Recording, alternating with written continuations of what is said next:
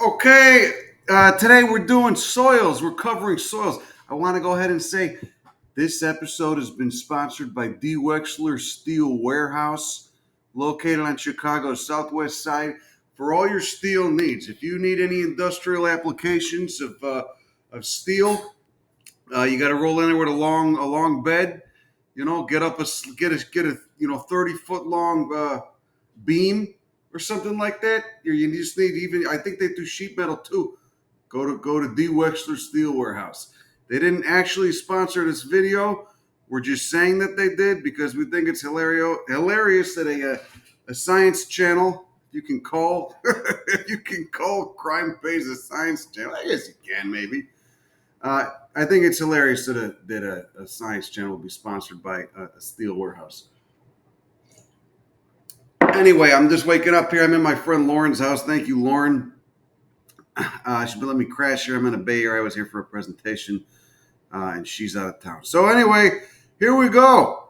We're gonna go up here to soils. We're gonna just do a real quick crash course on soils. But of course, how fucking mouthy I am, it might end up being a little bit longer. Anyway, so soils, whereby, let's put this in slideshow, whereby one must consider the local geology, rainfall, vegetative mass, which later forms humus, etc. So let's start. What is soil? Soil is minerals, okay, which is a result of the chemical and mechanical weathering of rocks. It's dead organic material. It's plant roots, dead leaves, dead microbes, dead animals, etc. Living organisms, microbes, bacteria, fungi, protists, insects, nematodes, gas.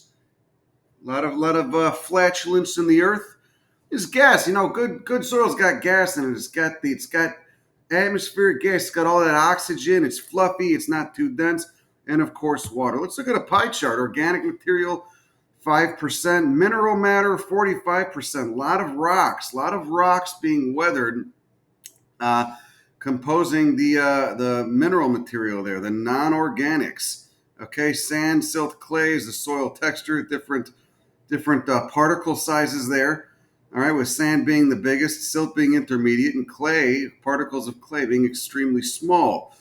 And then you got 25% water, 25% air. Okay, so a lot of air and water in that soil. All right, minerals in soil are primarily derived from rock. This is why it's important to learn geology. Everybody should know what the rock beneath their feet is made out of and how it got there, etc. Okay, because you got soil, but then at a certain point beneath that soil, depending on where you are in the country and what the rainfall is, what the vegetative matter is, the rock is going to be beneath the soil. Right, you're eventually going to hit bedrock. You dig deep enough. Out west, where there's not as much rainfall, remember you cross the 100th meridian, you start going to the drier parts of the continent, more aridity. Fucking greater variation between day and nighttime temperatures because that humidity isn't there to hold that heat in like water vapor does. Water holds heat very well. You start moving west, and the rock is often a lot closer to the surface than it is out east because you have less rainfall, less humidity, and less vegetative cover, less plant material. So anyway, let's go into the three main rock types. Easy geology course. It's been 5 years since I did that video at my filthy little desk, covered with shit, figurative shit, not literal shit. We have standards here in Oakland. That geology video, that intro to geology crash course. But we'll do it again here. We'll do it again. It's really simple. Three main rock types: igneous, sedimentary, metamorphic. This shit should be taught in second grade. Why it's not is because I don't know. But this is elementary natural science. You want less dummies out there. You want more walking, thinking apes, which is what we can do. We got these minds. You should fucking teach people what the three main rock types are. Rocks are everything. They're all around us. It's the skin of the earth after plants. Actually, it's probably before plants. But I like the living skin is the plants. Anyway, I'm getting distracted here. As you can see, my coffee is barely starting to kick in. Three main rock types: igneous, sedimentary, metamorphic. Okay, most of what you're going to see are going to be igneous and sedimentary, unless you live in a place where there was some hot metamorphic action due to a body of lava being close to the surface or whatever. Okay, mostly what you're going to see is igneous and sedimentary. Okay, if you're in the center part of the country, you're mostly going to be seeing sedimentary rock in the form of limestone, okay? First off, igneous, okay, forms when molten rock cools and solidifies. Okay, that's really easy to imagine. Okay, lava, all right? Lava can be very fluid. It can be very viscous, like a hot kind of silly putty. It's got all different densities and types of fluidities and the ways that it moves, etc. Okay, some lava moves like putty and can doesn't flow that well. Some lava flows really well, like those wonderful basalt flows that were wrecking human developments on the island of Hawaii only a few years ago. Okay, this molten rock can cool underground, and when it cools slowly underground, it cools slowly because it's there's the heat can't escape that easily, and it's still closer to the heat source. When it cools slowly underground, it's called intrusive, and when it cools quickly above ground, it's called extrusive. Why does this matter? Because this is how we group igneous rocks according to their grain size. What is the grain size? The grain size is what I frequently in videos call the quote shimmery shit, which is a rather uneloquent way to put it. All it refers to is basically the crystal size. When you're looking at something like decomposed granite on a walkway, those decomposed granite grains, they're mostly individual grains or only a few grains clumped together. That's the grain size. Okay, those pebbles are the grain size. They are the grains, usually a few grains, sometimes one, but it depends. Those grains are that big because they cooled slowly underground. So there's a direct relation between the size of the grain and how long it took for that shit to cool, for that lava to cool. Okay, whereas if basalt or rhyolite, which are two of the most common types of extrusive igneous rock, they're spat out, puked up onto the surface of the earth by volcanoes generally, and they cool very fast, okay, in the order of, I don't know, a few weeks, maybe a few months. Granite is an intrusive igneous rock, okay? So is gabbro. Gabbro is kind of rare. Gabbro looks like a black granite. Gabbro and granite cool very slowly underground. Sometimes it takes on the order of 1,000,000 years for them to cool, all right? So that long amount of time is ample time for those crystals to grow as that magma is cooling. Okay, granite is basically rhyolite, the same chemical compound, but rhyolite has cooled quickly above ground, and granite cools slowly underground. Gabbro is basically basalt, but gabbro cools slowly underground. Basalt cools quickly above ground. Okay. Beautiful gabbro countertop. Who's got a beautiful gabbro countertop? Anyway, sedimentary rock formed from layers of sediment that settle out of water air. That's really easy to imagine, okay? It forms from layers of sediment that settle out of water air, like limestone, sandstone. There's many variations on limestone. You can have dolomitic limestone. You can have, which is a slightly different chemical structure. You can have very abrasive limestone, very smooth limestone. Sometimes it's a little pink because it's got more iron oxide in it. Sometimes it can even be a little purple, like you'll see in Big Bend National Park, near Ernst Tinaja, that hiking trail in South Texas. Sandstone can sometimes, I've seen sandstone in West Texas that almost looks like it's rhyolite or basalt because it's sand, so it's got a grain size, and it can be so polished sometimes that it almost looks like basalt. Anyway, again, two main types of rock you're going to see in most of the United States is going to be sedimentary and igneous. But when you find the metamorphic rock, it's very often very special. All right. They're not as common as igneous and sedimentary, but they certainly look pretty cool. They often have, those striations in them that looks like it's like a rock that's been pressed and heated up and cooked. And that's basically what a metamorphic rock is. Okay, it's altered by heat or pressure. It's a pre-existing rock that's altered by heat or pressure and then cooked. Okay, so when limestone is metamorphosed, it turns into marble. When shale is metamorphosed, it turns into slate, like a slate roof. Okay. This can happen because it was in close contact to a body of magma. It can happen because it was later buried due to tectonic forces and had a bunch of overlying rock on top of it, etc. Okay? Great app to get this app rocked. I don't know why they left out the E. They're being cute. Either way, it's a great app. Who gives a shit?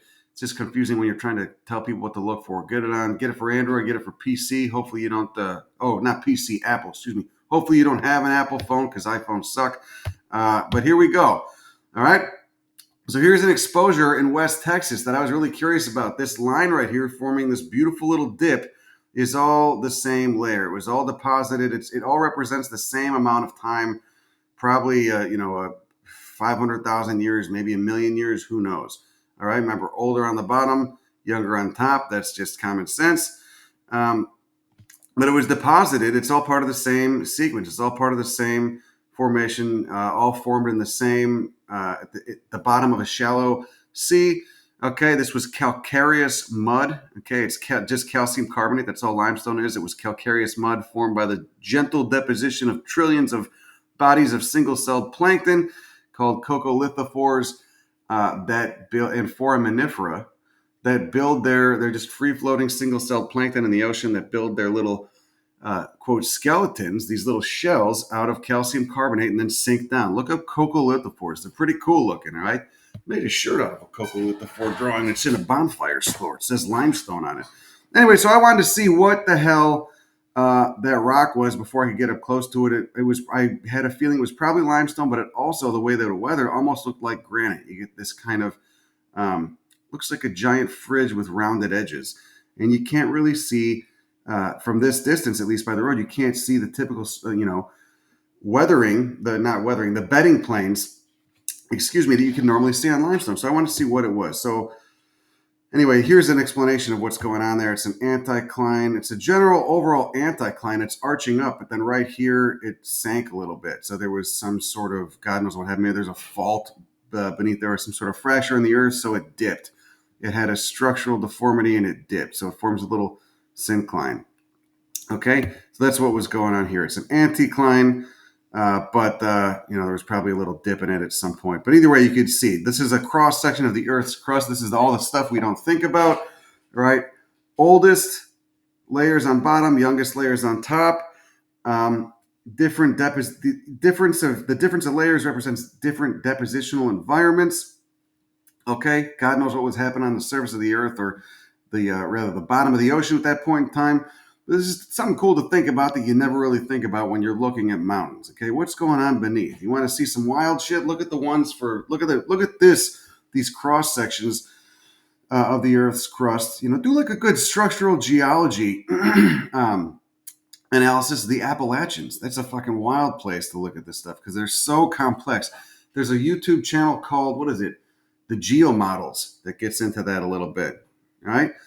Anyway, so then we click on the Rocked app and we get this. All right. So this is where it was. It was along Highway 385. It's like right here. This area right here. Okay. This red part represents that what I was looking at from the road. All right. That line of which turned out to be limestone. So we get a map. And this is the app Rocked. You can click on that red part, and there you go. You get this Skinner Ranch and Hess formations. Age, it's the Permian, 298 million years to 251 million years. Lithology, major limestone, minor shale.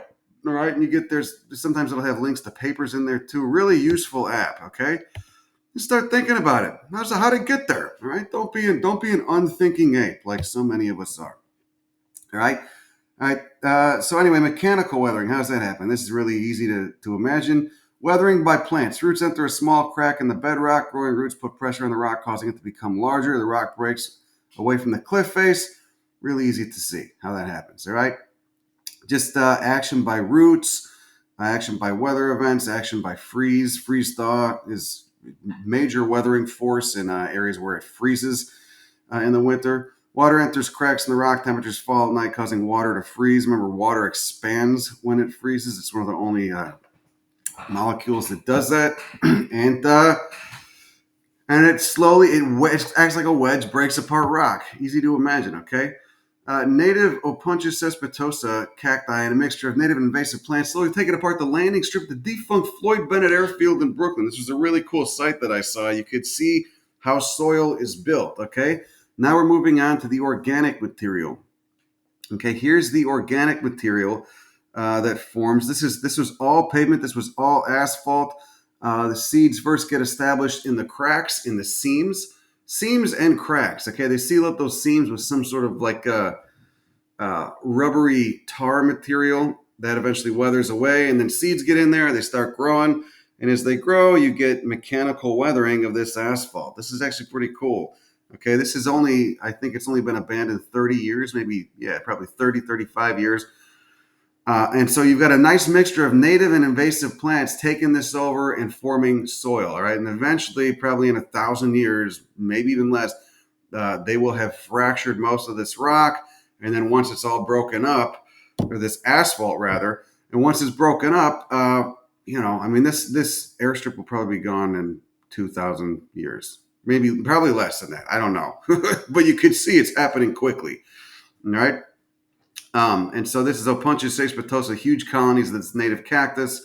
There was a lot of Artemisia vulgaris, which is an invasive, a lot of European weeds, because most of the weeds at that latitude come from Europe. The northern latitude United States. There's massive mats of that Opuntia. You can see they end up trapping other organic debris that blows in there, and then fungi and bacteria break it down. They form this nice, rich soil forming on these mats, which then further weathers the rock. I think that's Ailanthus altissima. Actually, you know what? That might be Rus. There was a sumac species out there. Goldenrod. This is all little blue stem, wonderful native grass. Look at how that's just destroyed that asphalt, turning it back into prairie. All right. So how's chemical weathering work? Well, this is pretty interesting. Carbonation and hydrolysis and oxidation. All right. So carbonation and hydrolysis are the primary methods of how this works. Okay. Acidic rainwater eats away at calcium carbonate, limestone, forming calcium bicarbonate. This is soluble and is carried away in the solution then, often appearing as a white substance on other rocks or eventually washing into the ocean. Carbonation refers to the weathering of limestone and other sedimentary marine rocks that contain calcium carbonate. The rainwater is mildly acidified by dissolved carbon dioxide that it picks up from the atmosphere before it falls as rain. Okay? Acts like a little acid on calcium carbonate, right? On the limestone. Great test for limestone. How reactive it is with acid is if you take something like sulfuric acid or hydrochloric acid, you put it on limestone, it'll react. It'll fizz up, and there's carbon dioxide being produced, and it's a very reactive rock. You go to a cemetery where the gravestones were made out of limestone, God forbid, and you can already see the lettering that's been chiseled into them is already like an old cemetery. Like the weathering that's been chiseled into them maybe 100 years ago is already unreadable because it's been eaten away. That's how fast limestone weathers, especially in higher rainfall environments. Limestone in the deserts takes longer to weather because it's a lower rainfall environment. And there's less vegetative mass too, and you get a more up-close look at the naked rocks. Hydrolysis, weathering of non-carbonate rocks like granite or basalt, which are igneous, by water. All right, so hydrolysis is what's breaking down things like granite and basalt or rhyolite, etc. They've got silica in them. Sometimes there's a little bit of silica in limestone, but not much, and it's certainly not the primary constituent. Okay, so silica is the main component of a lot of igneous rocks. Okay, when water interacts with feldspar, which is basically a aluminum silicate, an aluminum silicate rock, and feldspar is the main component, or one of the main components of a lot of igneous rocks. There's a bunch of other stuff in there too, but it's like one of the base ingredients. When water interacts with feldspar, the mineral structure breaks down, releasing ions like sodium and potassium and forming clay minerals like kaolinite. Igneous rocks like granite, basalt, and rhyolite primarily weather by hydrolysis. So you got carbonation and hydrolysis. These are processes that you don't think about, but the rocks around you, the key takeaways, the rocks around you are gradually being eaten away by water, by rain. Okay, and then of course oxidation is when rocks are broken down by oxygen and water. It primarily occurs with any kind of rock that contains iron, such as red sandstone in the southwest, or even basalt, or you can see limestone, parts of limestone areas that have a high iron content in them for whatever reason. And so that's what you're seeing here. Where was this? This is in Vegas, I think. That looks like bacon. Looks like that weird ass vegan bacon. Key takeaway from all this: limestone is primarily calcium carbonate, and it primarily weathers by carbonation. Most sedimentary rocks are generally going to be calcium carbonate. All right, limestone is the key one, or they're going to be calcareous. All right, igneous rocks are primarily composed of feldspar silicates, and they primarily weather by hydrolysis. Both directly affect the soil that forms in the regions where these respective rock types dominate. Okay, you see this dimpling pattern on limestone? This is chemical weathering. That is the limestone being dissolved, okay, over a long span of time. Maybe, this probably happens, this dimpling happens within the span of a human lifespan.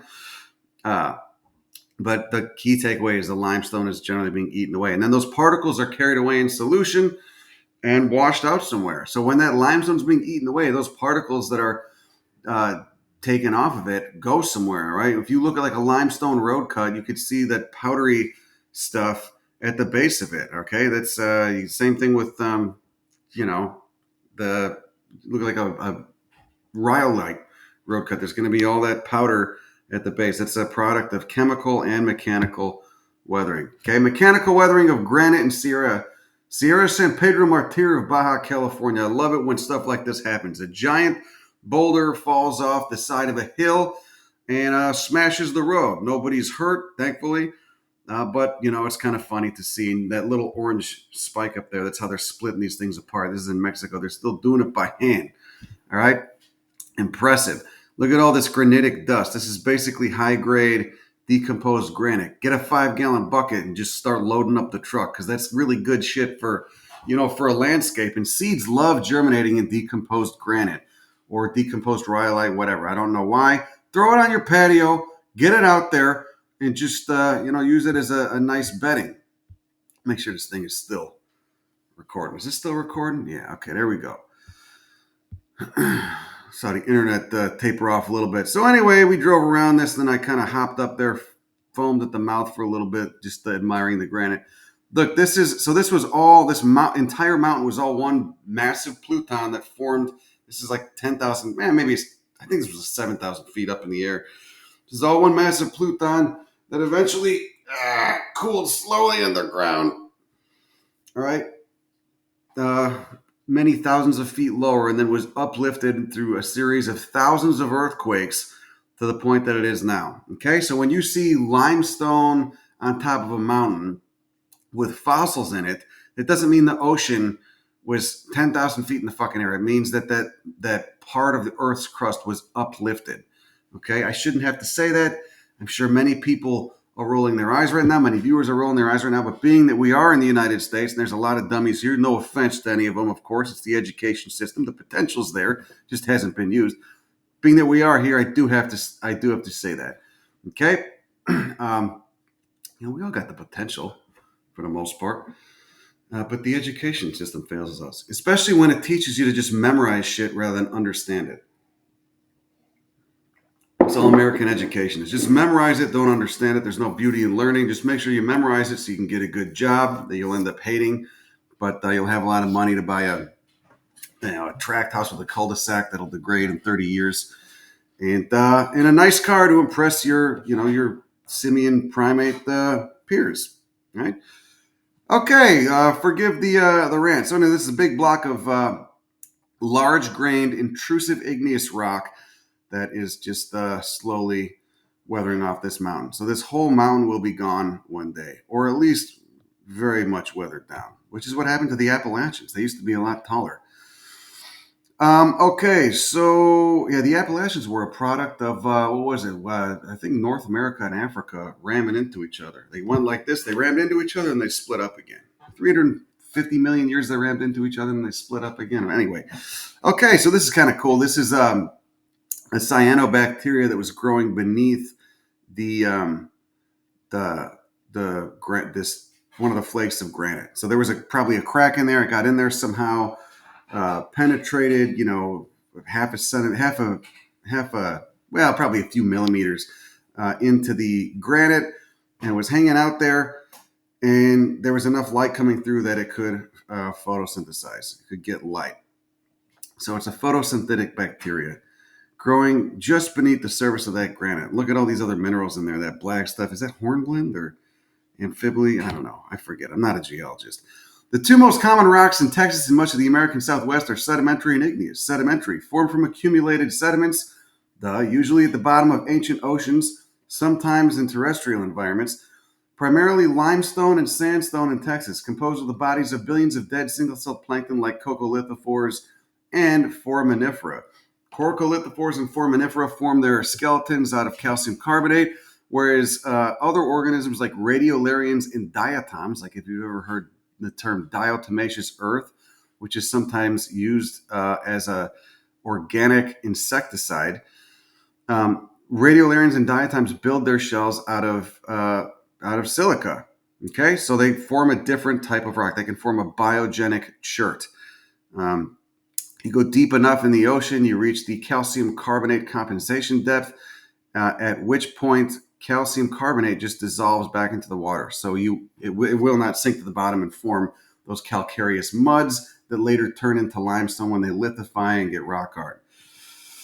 So beyond a certain depth, you get mud at the bottom of the ocean. It's primarily composed of silica, the bodies of radiolarians and diatoms. Interesting fact that you don't really need to know, but it's fun shit to think about. The calcium carbonate compensation depth, and it varies slightly, that depth does, depending on where you are in the ocean, like what part of the world you're in. I think that's probably has something to do with salinity content, or I'm not sure exactly. But the point is, it's such a point, there's so much pressure that the calcium just redissolves. The calcium carbonate, those bodies just redissolve into the water column. Okay, anyway, so sedimentary rocks primarily weathered by carbonation. Okay, because it's calcium carbonate, tend to be high in calcium carbonate. Igneous, cooled from a magma, a volcano, or a pluton.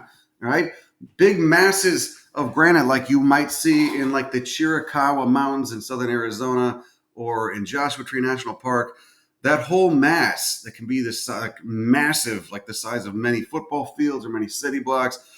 That's all the same mass that cooled at the same time and took the same amount of time to cool deep underground. It's a pluton. It's like a big bubble of fucking hot, high silica magma, right? Examples of igneous rock are rhyolite, which is extrusive, basalt, which is extrusive, and granite, which is intrusive. So remember this with igneous. Igneous can later be divided into intrusive and extrusive. Okay, depending on whether it cooled on the surface or cooled underground. That's just common sense. Extrusive, it was extruded. Intrusive, cooled underground. Right? Often high in silica and iron. There's a whole grade of, left to right grade of igneous rock, depending on what the chemical constituents were, how much silica, how much iron, and different proportions of each, and then whether it cooled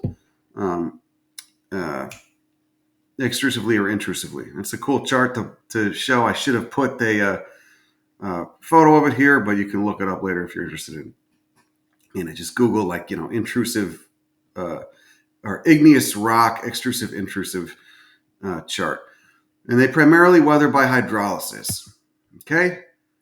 Water acting on silica. The chemical weathering of silicate rocks is a critical sink for atmospheric CO2 in the long-term carbon cycle. This is all part of the carbon silicate cycle, okay, which you don't really need to get into depth on this. We will cover what's going on here. Subduction zones, seafloor spreading centers. We'll cover that in the next episode. You should definitely know that. That's a fundamental aspect of plate tectonics and how the continents move around. The only map that really matters, the tectonic map of Earth's crust. Right? Fuck the geopolitical boundaries, pretty boring. It's just, human primates running nuts, attacking each other, being tribalistic monkeys, which is what we do. But the tectonic map, that's when stuff gets interesting. Okay, so you got magma coming up here and then recycling back into the earth here, and it just keeps doing that. But the carbon silicate cycle is something different. So both carbonation and hydrolysis of rocks on Earth's surface produce bicarbonate ions and carbonate minerals. This is a result of the dissolved CO2 and rainwater reacting with the minerals in both limestone and silicate rocks and producing bicarbonate minerals. Look, there's a little coccolithophore. That's one of the main constituents of limestone.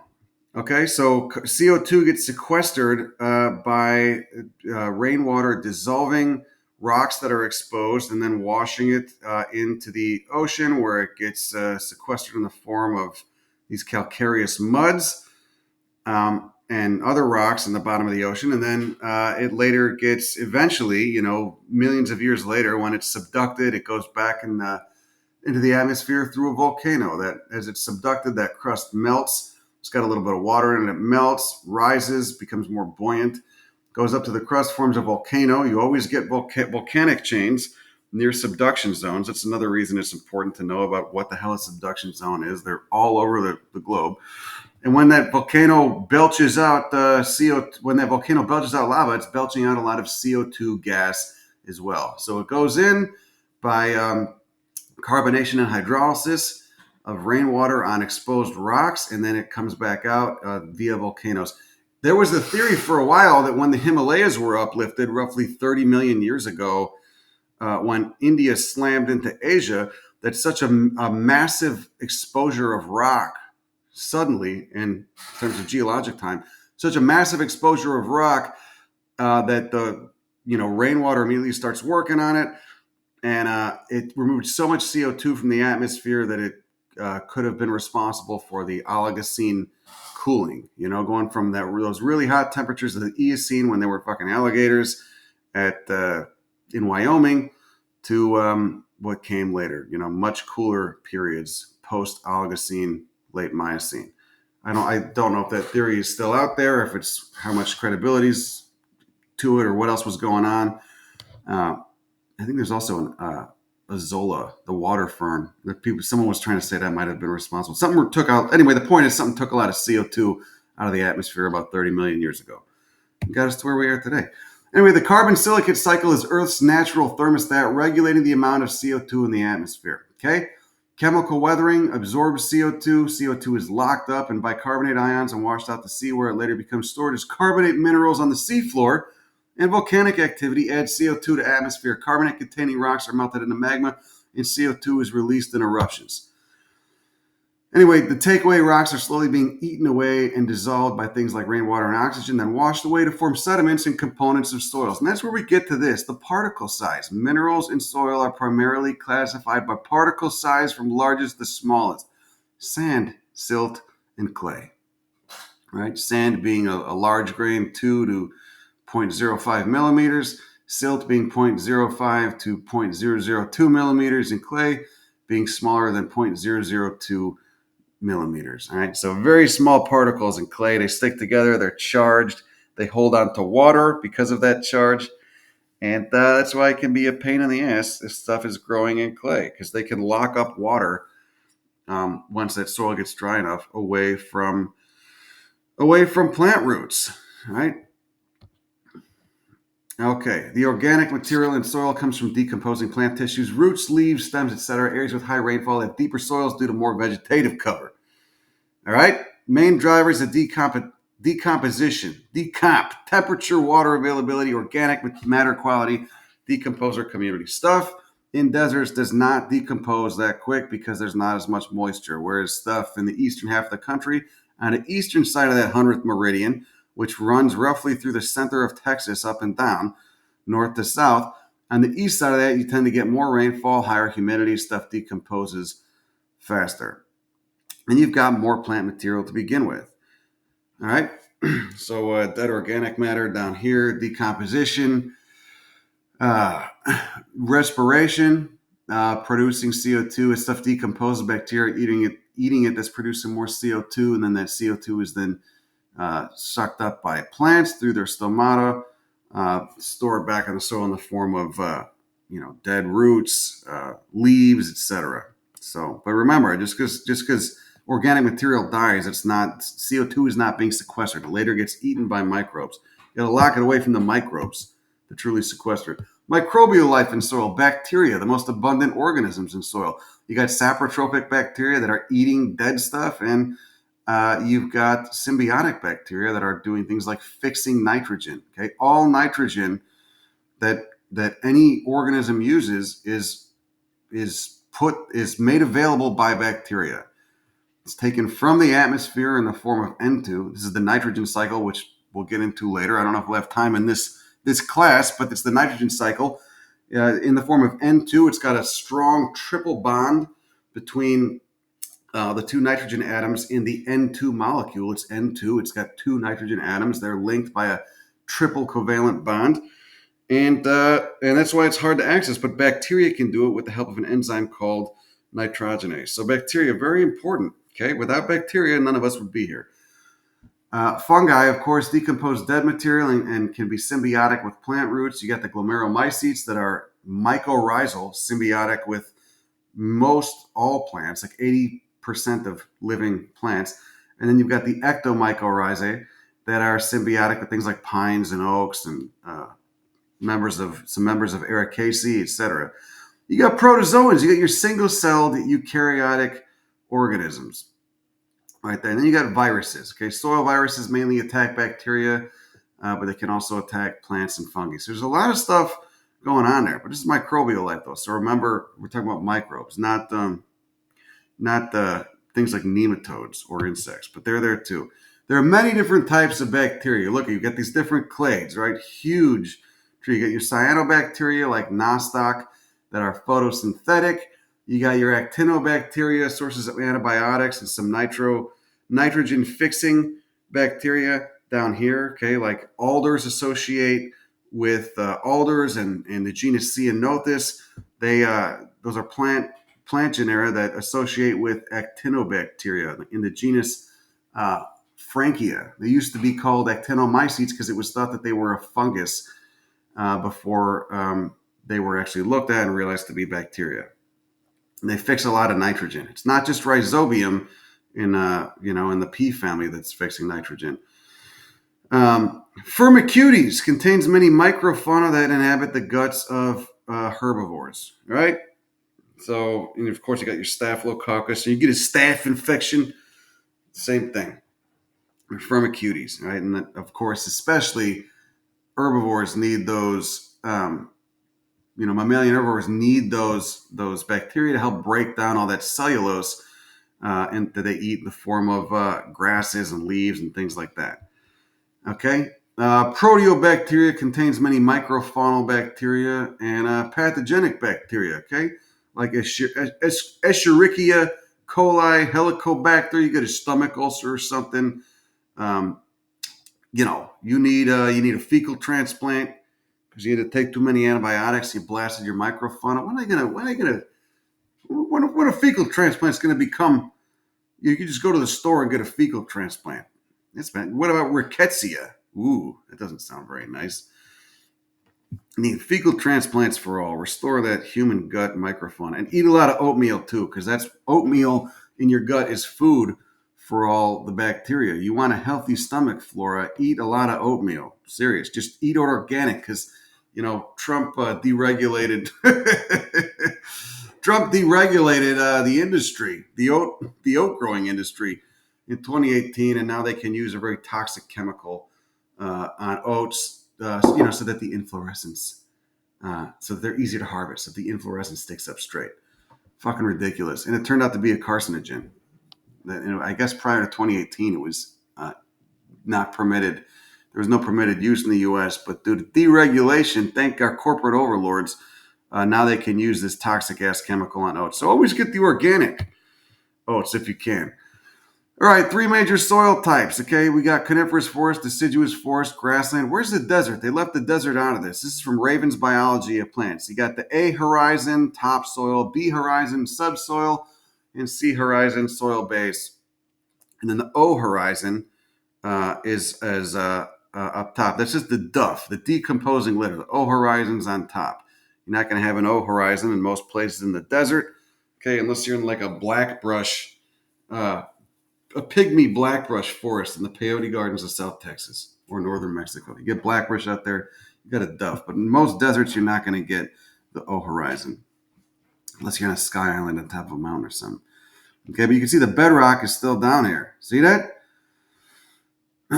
Most life is up here in the topsoil and the B horizon. Right, there we go. Macronutrients and micronutrients. Okay, this is here's the macronutrients, the ones that are highly needed in large amounts, and then the micronutrients that are needed in smaller amounts. All right, hydrogen, carbon, oxygen. Those are easy to acquire unless you're an aquatic plant. Sometimes the CO2 is hard for the aquatic plants. Obtained from the soil, you get NPK, nitrogen, potassium, and phosphorus. Nitrogen. The potassium's the case. Sorry about that. NPK. You'll see that on a fertilizer bottle. NPK. You'll see those three letters. Okay. First one's nitrogen. Second one's phosphorus, and the third one is potassium. Those three numbers. Excuse me. You'll see three numbers with hyphens in between them on a bottle of fertilizer. That's the NPK. You got the micronutrients in there as well. All right. Nitrogen is needed by all living things. It's used by cells to build DNA, RNA, and amino acids. All right. Here, this is not just the hippos this applies to, this chart. 65% oxygen, 19% carbon, 10% hydrogen, 3% nitrogen. Most of the oxygen in our bodies that we're made out of, most of that element comes from oxygen's bond with water, of course. Then carbon, and then hydrogen. So we're mostly oxygen, then carbon after that, then hydrogen, and then 3% nitrogen. But that nitrogen is the hard stuff to get. And here's an illustration of that triple bond between a molecule of atmospheric nitrogen. Two atoms linked with a triple covalent bond. Very hard to break. If it was only one bond, maybe it'd be easier. But triple bond, very hard to break. And here's the nitrogen cycle. Bacteria make that available. This can be kind of confusing. They break it down into ammonium first, which is, what is that, NH4, and then it's late. And some plants can use the ammonium, and then it's later broken down into NO3 with a negative charge, or NO4 with a negative charge. I might be fucking that up. You should really watch Hank Green's video on this because that's the best. Lightning can also fix atmospheric nitrogen too. We should mention that. There's a really good video by Hank Green on, I think it's Crash Course on the nitrogen cycle. It's fucking great. Okay, so but just know that it's N2 in the atmosphere, then it's broken down by bacteria in the soil into NH4, NO3, and NO. What was it? NO2? No, what the fuck? No, it's NH3. Anyway, nitrates and nitrites and ammonium are the three types of nitrogen that are usable by plants, and that can be. That can be very confusing, but just know there's a lot of bacteria eating a lot of stuff, breaking the bonds, okay? So all atmospheric nitrogen is made available to life via bacteria, okay? So you can see N2 in the atmosphere, nitrogen-fixing bacteria in the root nodules of things like legumes or alders or even cycads gets turned into, this was NH4. What is this ammonification? There's parts of this I'm missing. You really got to watch the video. But I guess urea does it too. My friend Anna Maria Cerniglia, she used to have, her dad was this crazy old Italian bastard. She was from Chicago. And she told me that she went to his house once. Maybe I shouldn't have said her full name if I'm going to tell this story. She don't care. She ain't watching this. And anyway, she went to her dad's house and he was storing jugs of piss and mixing it with water because he's a crazy old, dago. And he was using it to water his fucking tomatoes because you can't let all that piss go to waste. I've done it too. My friend Damon Ty was watering his San Pedro cacti with fucking piss, but you gotta mix it with water because otherwise it's too hard. But that's good nitrogen. That's nitrogen. If you're ever pissing in public, you gotta piss on the street. Don't piss on the concrete. You're wasting nitrogen and it'll stink. Find a planter or something to piss in, okay? Or find like a soil area with some mulch, like up against a tree, whatever. I always look for the mulch. I pissed like right near Oakland City Hall the other day. I was walking back. It wasn't like a spite move. I just had to take a leak. And I looked for, they had some landscaping out front in these, concrete lined beds. And I pissed in there. But it's nice too, because then if you ever get stopped, you could say, I'm just putting nitrogen here in the soil and I'm not making sure no one can see me. I'm not exposing myself. I got ethics, pal. We got standards. I'm helping the plants. And hopefully arrange them later. So it's not just pure piss. But, this is the stuff that they couldn't show in school. Okay. But the nitrogen cycle, just know it exists. If you know it exists, you're already a step ahead of like 90% of the American population. Here we go. Damian Camacho for president. All right. Where are we going? So unusable nitrogen gas in the atmosphere is converted into ammonia, NH3 or NH4 plus, which is usable by plants. Converted by bacteria in a process called nitrogen fixation. Bacteria in the soil use an enzyme called nitrogenase. This is very important to fix nitrogen and convert it from a gas to an ammonia ion that plants can use. Later, more bacteria fix nitrogen into nitrates or nitrites. Nitrogenase needs, this is the key point here, needs a low oxygen environment to fix nitrogen. Okay, remember, it's an ACE, it's an enzyme, nitrogenase. It's an enzyme, catalyzes a reaction. Nitrogenase needs a low oxygen environment to fix nitrogen. This is where those root nodules come in. This is why you'll see root nodules on things like alders or cycads or lots of legumes. Okay, lots of members of the pea family Fabaceae, including the 5 different subfamilies now: Faboideae, Sessalpinoideae, Mimosoideae. There's 2 more. I can't remember. They just redid the phylogeny. But either way, they put those nodules in there so they can provide a low oxygen environment for the bacteria, for nitrogen-fixing bacteria. Here's some root nodules on legumes. There's clover, which is in the pea family. Rhizobium is one of the primary bacteria genera in legumes doing this. You can see these root nodules. If you fertilize legumes with nitrogen, they will not produce these root nodules, at least not in this much abundance, because they won't need to. Okay, here's Frankia, one of many nitrogen-fixing bacteria that form symbioses with plant roots. There's many genera of plants. I think they're all rosids, which is a higher order of taxonomy above Rosales, but members like the Casuarina, the quote she oaks down there in Australia and New Zealand and New Guinea. You get those planted in Mexico too. They can be invasive, the genus Casuarina. They look like a pine. They're a tree that looks like a pine, but they're actually an angiosperm. They're a flowering plant that's related to oaks. What look like pine needles are just photosynthetic stems. They don't have any leaves. Okay, Casuarina, they form root symbiosis with Frankia bacteria, and they've got root nodules. And that's part of why they're so successful and so invasive in places where they're not native, because they can really take off and make their own nitrogen because they harbor this Frankia bacteria.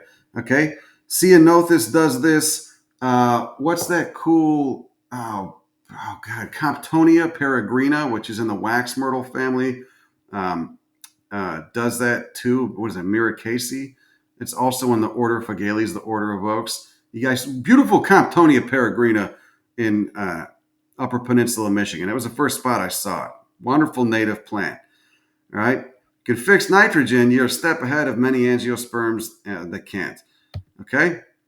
Here's a list of all the plants that form associations with Frankia. Frankia is a genus of bacteria. It's actino, used to be an actinomycete, but now it's actinobacteria because mycete implies fungus. But remember, this was the one that was thought to be a fungus for most of its known existence to humans. Order Phagales, order of oaks. Order Rosales, order of roses. Order of Cucurbitales, order of cucumbers. Coriariaceae, oh yeah, Coriaria is another cool genus. Persia, Cercocarpus, the mountain mahoganies form Frankia, nitrogen-fixing association with Frankia. Shepherdea, oh, there's a cool one I saw on the plains a few years ago. Elaeagnus, the Russian olive family. Elaeagnus, I think most of the Elaeagnus are invasive in North America. Don't plant them. Rhamnaceae, buckthorn family. Ceanothus does it. Coletia, those really cool. The anchor plant from South America. Retinia, Travoa. Oh, I'm not familiar with those genera of Rhamnaceae. I love the buckthorns, man, because there's a lot of cool ones in the deserts. They often have photosynthetic stems and shoots that taper into a little point and then tiny white flowers. Castorinaceae, we already talked about those. Gymnostoma, dope fucking genus from New Caledonia. And where else is it? I've seen, they look like conifers. Many of the Casuarinas look like pine trees or some other sort of weird conifer. All right. There's Comptonia, like we said, Morella, which is the wax myrtles. And then the family Betulaceae, the birch family, alder does it too. And that's what they look like. See, they look like these little warty conglomerations of nodules. All right. There are also species of photosynthetic cyanobacteria. That's redundant because cyanobacteria are always photosynthetic, but just for so you, the viewer, knows that. A species of photosynthetic cyanobacteria can also fix nitrogen. Here are coralloid, because they look like coral, roots on cycads showing the layer of cyanobacteria, which is the green. So they're still producing chlorophyll even though they're underground. Right? But they're fixing nitrogen. They're able to fix nitrogen. The key takeaway with all these nitrogen fixing plants is that it's a symbiosis. So they're getting glucose and carbohydrates from the plant, which are produced via photosynthesis. All right, they're photosynthates. They're getting glucose from the plant and they're giving nitrogen to the plant in return. It's a trade-off. Nitrogen cycle video there. Difference between ammonia, nitrates, nitrites. I don't know why I put the fucking link here, but either way, that's a link to Hank Green's video. If I click on it, then that will automatically demonetize this video. So I'm not going to do that. But you should just look up Crash Course Nitrogen Cycle. Hank Green really does a great job, doesn't he? Anyway, so I think, is that all I got? That's all I got. All right. Well, hopefully you got some out of that. Have a great rest of your day. Go fuck yourself. Bye. Next week we'll do serpentine. Serpentine endemic plants. How geology can cause new species of plants to evolve. There's so many plant species that would not exist if a certain rock type like serpentine or gypsum hadn't been exposed on the surface of the earth. That's all I got. Have a great day. Go fuck yourself. Bye.